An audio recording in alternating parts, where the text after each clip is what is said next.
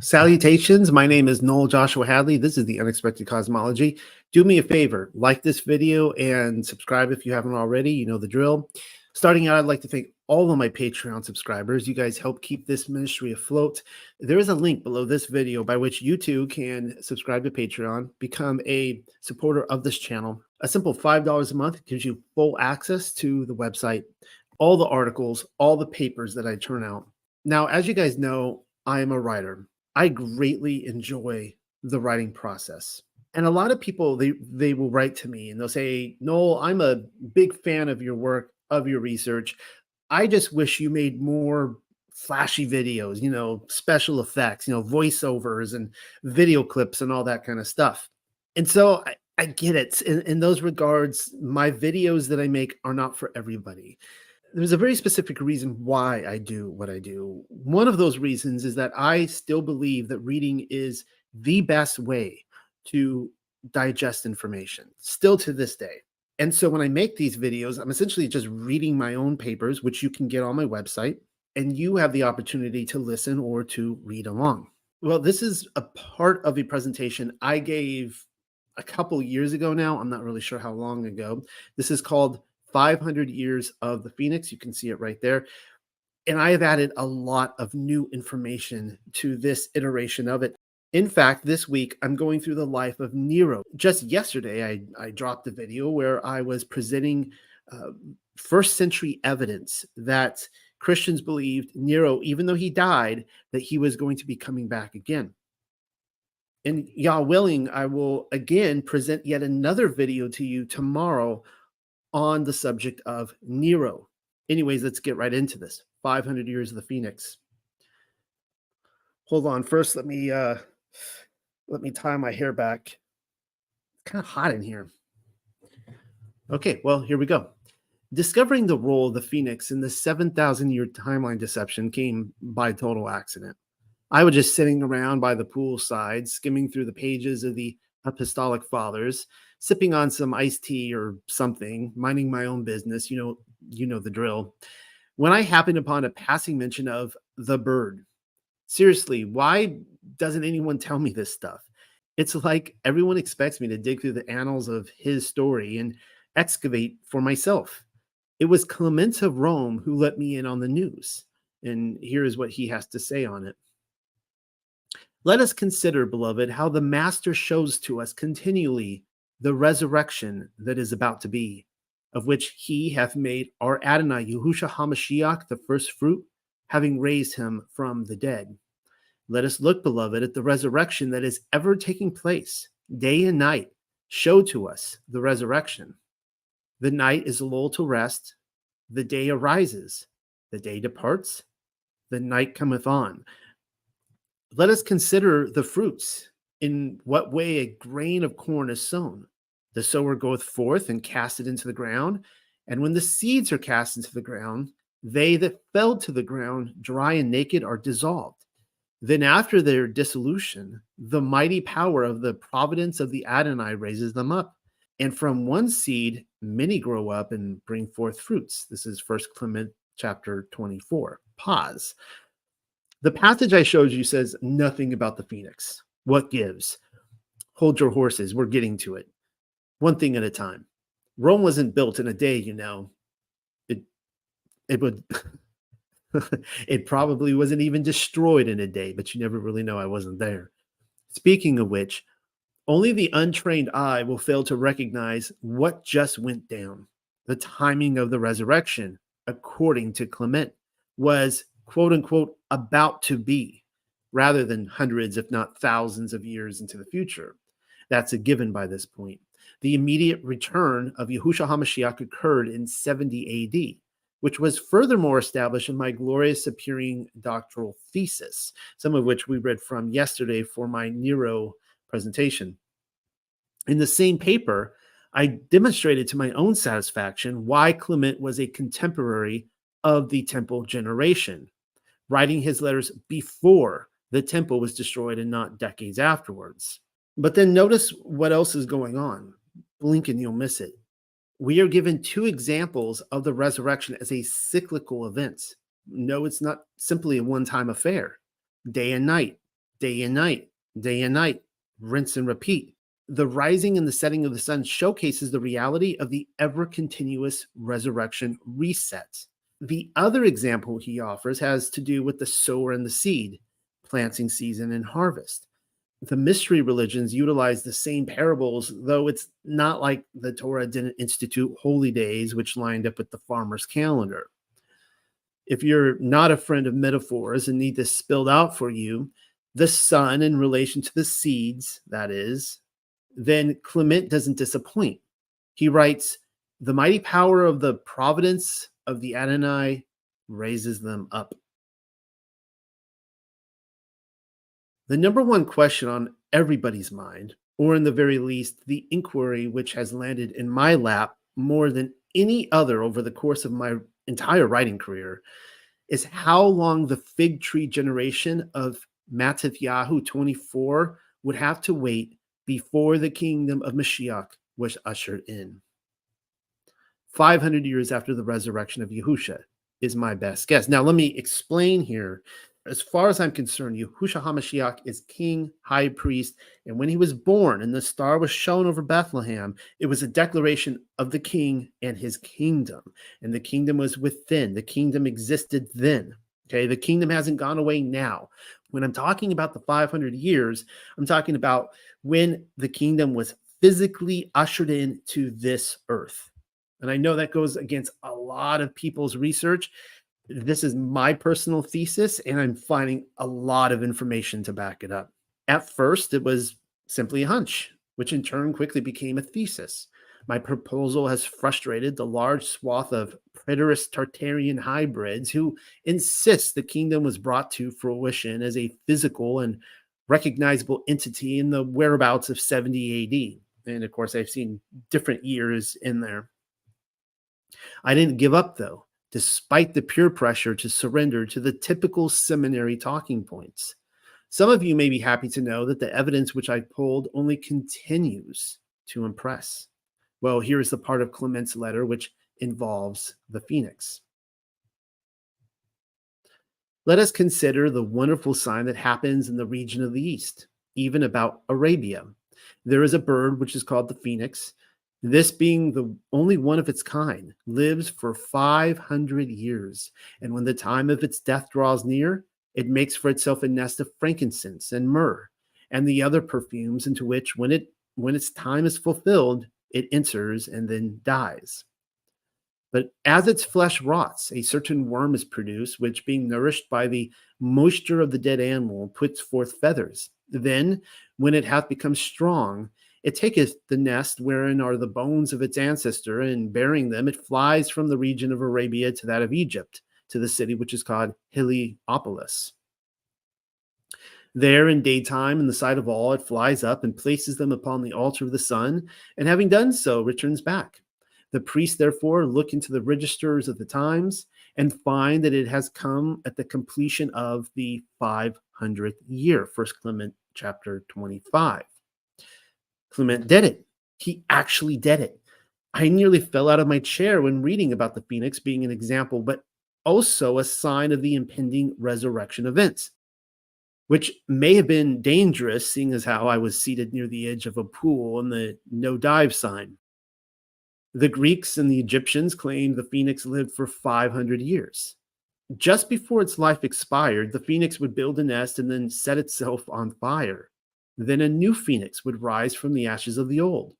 You will notice that Clement did not write off the bird as a fairy tale for children. No, the phoenix was a quote-unquote wonderful sign that happened in the regions of the east, namely Arabia. Also, the fact that only one phoenix lived at a time, each in succession to the other, is undoubtedly important to the reset narrative. Its arrival heralded another intricate part of the timepiece, probably in partnership with the zodiac, seeing as how the sun plays a part. And it appears as though the elite all knew about it. According to Clement, a newly risen phoenix would be cause for the priest to, quote, look into the registers of the times and find that it has come at the completion of the 500th year. If this is true, then we can easily deduce, knowing how 5,500 years had passed from Adam to Yahusha, that a possible 11 phoenixes had already come and gone, if the 500-year event is deemed consistent, leaving only one more before the big event. So, how many years after Clement's letter are we looking at then? That would depend, of course, upon when the last phoenix had been spotted. Will you be happy to know that I discovered when that was? The person who tells us is Tacitus. Tacitus lived from 56 through 120 AD and is widely regarded as one of the greatest Roman historians by the modern scholars. Well, here's what he says.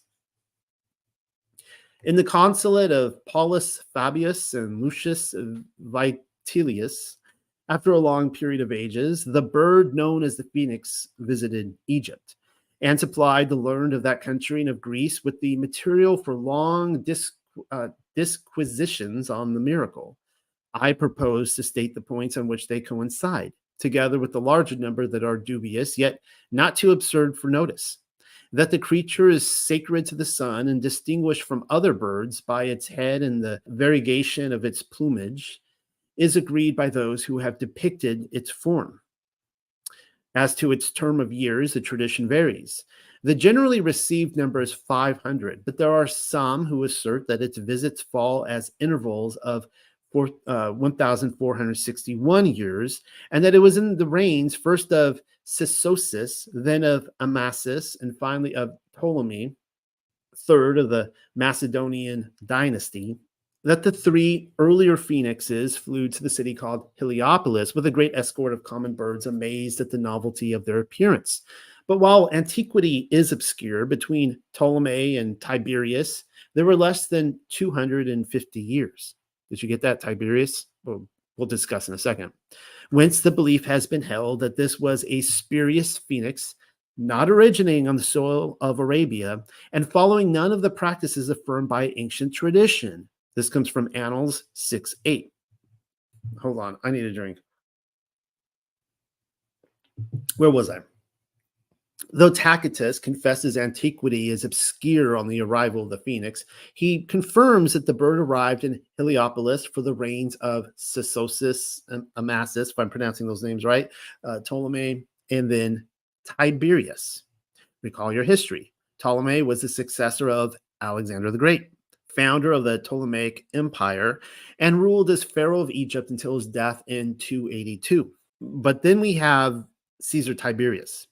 He ruled from 14 to 37 AD, who was crucified under his reign, but Yahushua HaMashiach. That's when the last Phoenix event happened, according to Tacitus. And what transpired at the crucifixion again? I have already shown you in other places. Yahushua entered Sheol and freed the Ruachoth of dead Nefesh. That'd be the spirits of dead souls. The resurrection is what happened. It just so happens that Tacitus was troubled by the Tiberius Phoenix event. He says it was spurious and not a part of the expected schedule, causing many to speculate that it wasn't official. But we know better. I have also shown you in various places that Yahushua's entire ministry was an intel operation, known only among top brass in the highest heaven. So not even the angels or the spirits in the lower tiers of heaven knew what was going on. Not even Hasatan was aware of who Mashiach was when he personally escorted him down to Sheol. The spiritual elite believed they still had another 300 years, but no. The Phoenix swooped in as a sneak attack, and the patriarchs were rescued from the underworld. Clement could not have been writing to his Corinth audience under the reign of Tiberius because he did not take over as Bishop of Rome until after Kepha's crucifixion by Nero in the circus. I am not assuming either. I addressed the decade of Clement's ministry in my Glorious Appearing paper. Tiberius was already long gone by then, and so Clement could not have very well been pointing to that one as the only resurrection event. No, he was gazing forward to another. The next Phoenix Reset event, which we need to keep an eye out for, happens long after the 70 AD destruction of the temple, anywhere from 250 to 500 years. And guess what? I found it. It derives from the Sibylline oracles, though much like the Clement passage, its context needs to be established. Thrice 5, enslaving the world from the east and to the west, there shall be then a Lord gray-headed, having name of the near sea, The world inspecting with a nimble foot, bringing gifts of gold, and plundering hateful silver even more, and stripping it off, he shall pick it up, and he shall have part in all mysteries of Magian shrines, display his child as God, abolish all things sacred, and disclose the ancient mysteries of deceit to all. Now, that comes from the Sibylline Oracles, Book 8, and you can see 56 through 75, the lines. The king who is being referred to is Emperor Hadrian. He is the man from the West, having been born in Spain. The biggest tip-off, however, is the sea, which the oracle claims he was named after. That would be the Adriatic Sea, a body of water separating Italia from the Balkan Peninsula. Though the biggest tip-off of all is the adopted child whom he plays dress-up with, claiming him to be a god. Antoninus Pius would be that person, the child. Hadrian happens to be the individual who is stepping upon the woman in the statue, if you look right there to the left. The portrait was dug up in Turkey and is said to be as old as his reign, thereby indicating that it was commissioned by him. You'd think that wouldn't be a good look for the emperor, but apparently he was only attracted to the sort of women who liked that sort of thing. Then again, he was a flaming homosexual. Why is Hadrian's appearance in the Sibylline oracles important? Well, let me tell you. For starters, there is the appearance of the phoenix, which we haven't gotten to yet. But then there are all the preterist Tartarian hybrids out there telling me I have it all wrong, and that the kingdom of Mashiach was materialized as a physical reality immediately after the temple was destroyed in 70 AD. What that typically means is everything we know about history was invented by Jesuits or Benedictine monks afterwards, and I don't jive with that. That even includes the writings of Josephus. Like, you can't use the writings of Josephus as evidence that the book of Revelation was fulfilled in the year 60 to 70 or 72, whatever years you go with. You can't use that because even that would be part of the Jesuit and Benedictine deception.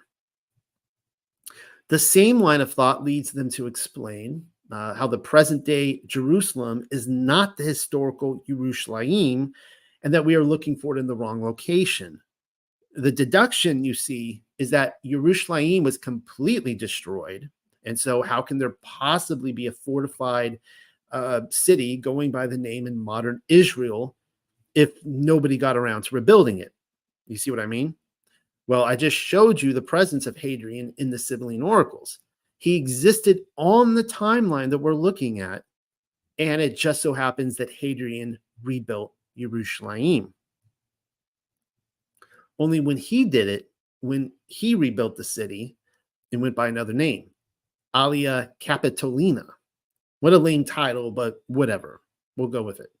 The name change happens to be one of the ways that he attempted to, quote, abolish all things sacred, unquote, according to the oracle. He wanted to scrub Yerushalayim and its people from his story, with Capitolina indicating the new city was being dedicated to Jupiter Capitolinus rather than Yahuwah. I am showing you a picture of the Aedicula in the Church of the Holy Sepulchre. Hadrian didn't build that, by the way. Residents of the 1,000-year reign dead, or Tartarians if you prefer. On the contrary, Hadrian built a temple dedicated to Jupiter and Venus directly over that tomb, and Jerome tells us so. This is what he says. From the time of Hadrian to the reign of Constantine, a period of about 180 years, the spot which had witnessed the resurrection was occupied by a figure of Jupiter, while on the rock where the cross had stood, a marble statue of Venus was set up by the heathen and became an object of worship. The original persecutors, indeed, supposed that by polluting our holy places, they would deprive us of our faith in the passion and in the resurrection. Even my own Bethlehem, as it now is, that most venerable spot in that whole world of which the psalmist sings, the truth hath sprung out of the earth, was overshadowed by a grove of Tammuz, that is, of Adonis, and in the very cave where the infant Christ had uttered his earliest cry, lamentation was made for the paramour of Venus. letter 58 to Paulinus 3. Normally, I would wince at having to sit through one of Jerome's lectures. His mentioning of both the Holy Sepulchre as well as the Basilica of the Nativity in Bethlehem has my attention, though. The sepulchre is, as I've already mentioned, Tartarian, if you prefer that phrase, but then so is the Basilica. Neither are the churches which Constantine built either. They were destroyed at the time when Rome collapsed. A clue. The Basilica was destroyed around 529, right on cue with my Phoenix theory, and then rebuilt before the century was over. We are told it was heavily worked on during the Crusader period. Those additions included 2 bell towers, which are now gone, as is the bulk of the artwork. Today, the basilica is stripped down considerably, simplified from the splendor of the Dark Ages. There is a point to all of this, some of which I've already explained, but I still have a second source to offer. Eusebius was a personal witness to the archaeological dig at the modern sepulchre site, and this is what he says.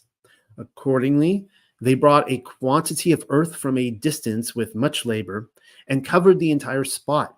Then, having raised this to a moderate height, they paved it with stone, concealing the holy cave beneath this massive mound. Then, as though their purpose had been effectually accomplished, they prepared on this foundation a truly dreadful sepulchre of souls by building a gloomy shrine of lifeless idols to the impure spirit, whom they call Venus, and offering detestable oblations therein on profane and accursed altars. For they supposed that their object could no otherwise be fully attained than by thus burying the sacred cave beneath these foul pollutions. The life of the blessed Emperor Constantine 26. The context of this passage has to do with Hadrian and his insistence to bury the tomb of Mashiach under a great mound of earth because it was a pilgrimage site of the set apart. Aelia Capitolina was founded in 135, only 100 or so years after the crucifixion. The location of these monuments to salvation would have been passed down from the fig tree generation, which had officially closed only half a century earlier in the whereabouts of 70 AD. These are the grandchildren and great-grandchildren of Yahusha's contemporaries we're talking about, who were witnesses to Hadrian's burying of the past. Keep reading then. Eusebius has more to say because he was a personal witness of the unearthing project. Not object, project. So this is what Eusebius has to say. This also was accomplished without delay, but as soon as the original surface of the ground, we're talking about the tomb again, beneath the covering of earth appeared immediately, and contrary to all expectation, the venerable and hallowed monument of our Savior's resurrection was discovered. Then indeed did this most holy cave present a faithful similitude of his return to life, in that, after lying buried in darkness, it again emerged to light and afforded to all who came to witness the sight a clear and visible proof of the wonders of which that spot had once been the scene, a testimony to the resurrection of the Savior clearer than any voice could give. The life of the blessed Emperor Constantine 27. By the way, the church which Constantine built over the sepulchre was destroyed as well. Officially, it was burned by the Persians in 614. Unofficially, though, it's totally Tartarian. In fact, the two places which can be said are Tartarian in modern Israel, hands down, are the Basilica of the Nativity and the Church of the Holy Sepulchre. The land of Yasharel may have remained a wilderness, as Revelation stated, but Hadrian did exist, according to this timeline shown in the oracle. Jerusalem was reconstructed, according to the same timeline, and these two sites were outposts for those who wanted to worship Mashiach at the sites of his two births. I mean, his initial birth as a baby and his born-again moment as a resurrected body. It all fits within the timeline. And so, continuing what you were waiting for, the Sibylline oracles and our next Phoenix sighting. I hope you're holding on to something. Then shall the sixth race of the Latin kings end life at last, and scepters leave behind. From the same race another king shall reign, who shall rule every land and scepters wield, and having full power, and by the decrees of God most mighty shall his children rule, and of unshaken children in his race. For thus it is decreed while time moves around, when there shall be of Egypt thrice 5 kings. Thereafter, when the limit of the time of the phoenix shall come around, there shall a race of peoples come to plunder, tribes confused, enemy of who? Enemy of the Hebrews. Then shall Ares go plundering, Ares, and he shall himself destroy the haughty threatening of the Romans. For Rome's power perished, then while in its bloom. The Oracles, Book 8, 175 through 185. Leaving Hadrian behind us, we come upon a sixth race of Latin kings, beginning with a king who is said to rule every land with a scepter. If I had to guess, our mile marker is Constantine, whose reign began in 306. I probably should have told you earlier that Jerome is best known for his translation of the Bible into Latin, hence the Latin kings. This same Latin king is also said to have children ruling after him by the decrees of Elohim, telling us that the timeline continues on, but not too long, because there is your Phoenix reset event.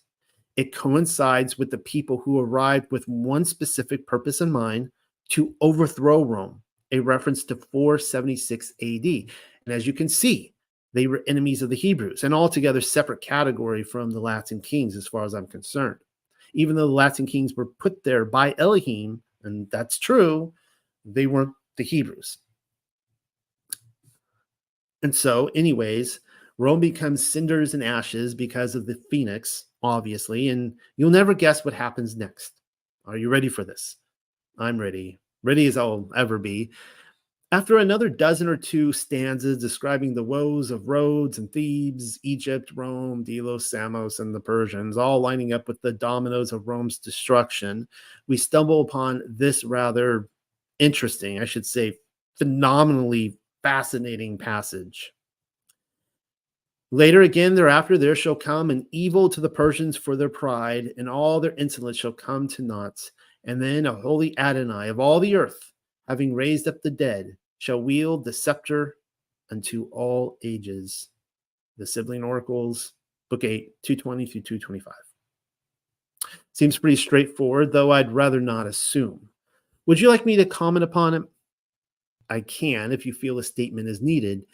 The person who rules all the earth is never mentioned by name, but come on. I mean, really, come on. There's only one person whom I can think of who has raised the dead. An additional clue is that this same individual will wield the scepter unto all ages. Oh, fine, I'll bite. How many people can you list off on your fingers who fits those two descriptions? You could lop off 9 of my fingers, and I still wouldn't be in want of the others if naming suspects were all they were good for. My final clue is offered to you by way of artwork, though I will add a fourth qualifier to his identity based upon what we have already read.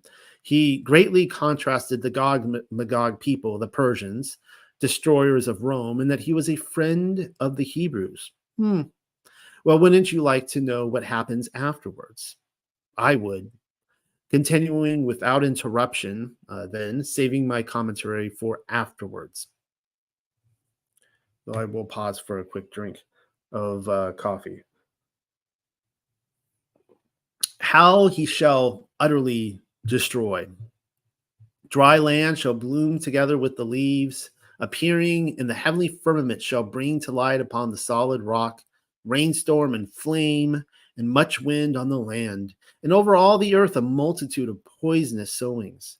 But with shameless soul shall they again act, fearing not the wrath of God or men, forsaking modesty, longing for and greedy tyrants, and violent sinners, false, insatiate, workers of evil, and in nothing true, destroyers of faith, on foul speech and false words. They shall have no fill of wealth, but shamelessly will they strip off still more. Under the rule of tyrants they shall perish. The stars shall all fall forwards in the sea, all one by one. Yet shall men see in heaven a brilliant comet sign of much distress, about to come, of war and battle strife. Let me not live when the gay woman reigns, but then when heavenly grace shall reign within, and when the holy child shall crush with bonds the mischievous destroyer of all men, opening the depth to view, and suddenly the wooden house shall cover mortals round.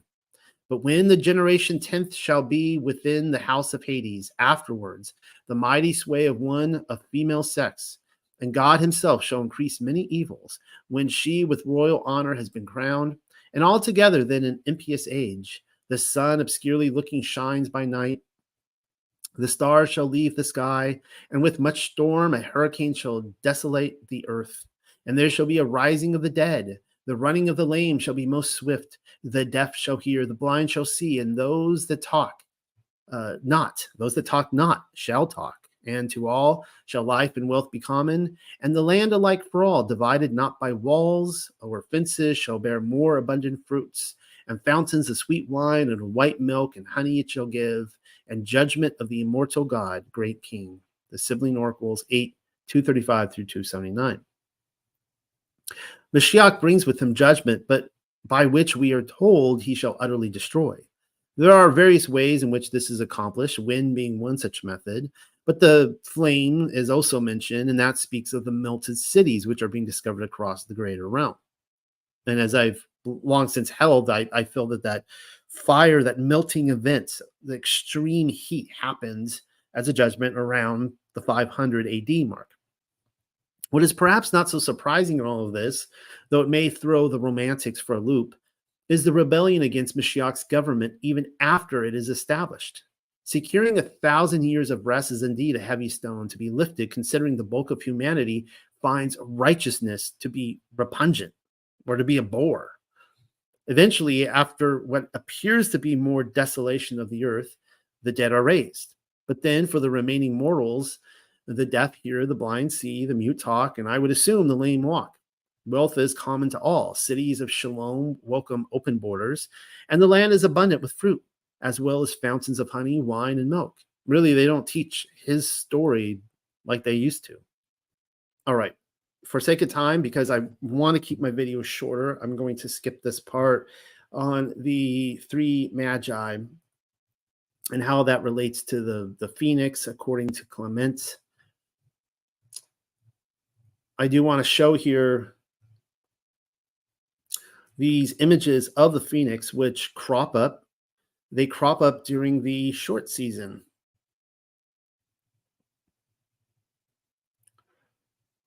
And I can't help but wonder if there was another Phoenix event yet again at the end of the Millennial Kingdom, maybe even halfway through as well, but at the end of the Millennial Kingdom, which was a sign of it coming to its end and the controllers coming, the inheritors coming back into it again. I mean, we see Napoleon and Alexander the First here with the Phoenix. And there, of course, is everybody's favorite president and everybody's also favorite vice president, the CIA director, George H.W. Bush. Behind him there is, well, he's standing in the CIA building, but behind him is the Phoenix as well.